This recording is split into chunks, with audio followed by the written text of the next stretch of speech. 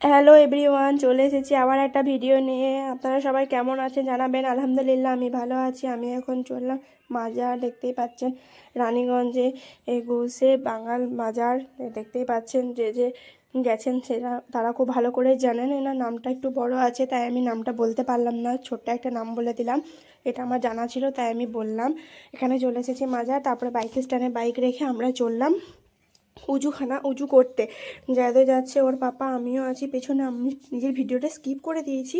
তারপরে এখানে উঠে ওর পাপা উজু করার জন্য বসে গেছে।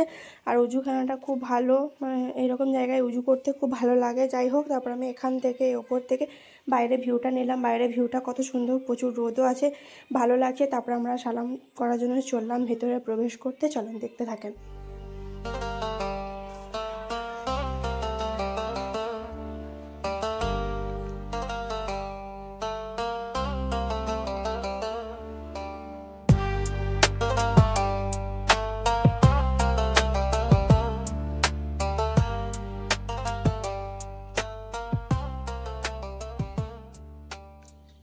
এখানে ভিতরে প্রবেশ করেই দেখতে পাচ্ছি ফার্স্ট একটা মসজিদ রয়েছে। মসজিদের ডান দিকে ঘুরে গেলাম, ডান দিকে মাজার শরীফ ছিল। এখানে ফোন অ্যালাউ নেই, দেখি ভিডিও বানাতে পারি কি পারি না। চলেন দেখতে থাকেন। ভিতরে প্রবেশ করে এখানে আমার ছেলে, দেখতেই পাচ্ছেন, বদমাশি স্টার্ট করে দিয়েছে। কোনো উপায় নেই, এখানে আমি বসে বসে জিয়ারত করছিলাম। জিয়ারত করার পর এখানে দেখতে পাচ্ছেন মাজারটা আপনাদের সাথে একটু শেয়ার করে এলাম। লুকিয়ে ভিডিও বানাচ্ছিলাম, ভিডিও বানানো অ্যালাউ নেই। চলেন দেখতে থাকেন আপনারা।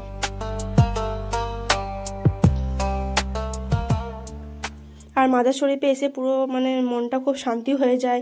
মানে যা, মানে কি বলবো, যা দোয়া করো, যাই করো না করো, খুব ভালো লাগে আর কি। তারপরে এখানে একটা বিল্লি দেখলাম, বিল্লিটা আবার আমার হাজব্যান্ডের কোলে এসে বসে গেছে। জ্যাদ তো দেখে, বিল্লিটাকে দেখে ভীষণ খুশি। তারপরে এখানে জ্যাদকে দেখি, জ্যাদবাবু এখানে জিয়ারত করতে গেছে। শুনেছি যে ছোটো বাচ্চাদের জিয়ারত আগে কবুল হয়। আলহামদুলিল্লাহ আমার ছেলেরা জিয়ারত কবুল হবে। ও কি করেছে ও নিজেও জানে না। মানে মাজারটা দেখতেই পাচ্ছেন কত ভালো লাগছে দেখতে। মাজার বলেছে কাকে, ভিতরটা সত্যি খুব সুন্দর, খুব ভালো, অসাধারণ। কিন্তু ভিডিও বানানো অ্যালাউ নেই, তারপরও আমি ভিডিও বানিয়ে নিয়েছি লুকিয়ে লুকিয়ে। হয়তো দেখলে প্রবলেম হতো অনেক। দেখতে থাকেন চলেন।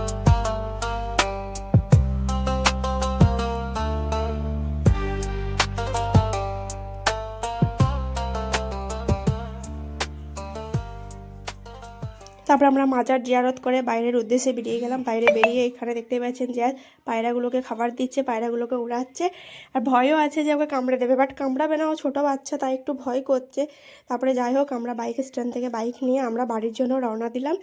দেখতে পাচ্ছেন লাস্ট ভিডিও এটাই বানিয়েছিলাম আমি। এখান থেকে এবার আমরা সোজা বাড়ি যাব। আমাদের মনে হয় বাড়ি যেতে যেতে একদম সন্ধ্যা হয়ে যাবে, কারণ আমাদের বাড়িটা অনেকটাই দূর আছে। আবার বাইকে ছোট বাচ্চা নিয়ে যাওয়াটা একটু প্রবলেমই আছে। কিছু করার নেই, যেতে তো হবেই, রাত হোক আর সন্ধে হোক। আমরা বেরিয়ে গেলাম, বেরিয়ে পড়ে রাস্তা থেকে বেরিয়ে গেছি। দেখতে পাচ্ছেন রোদ আছে, এখনও রোদ রয়েছে।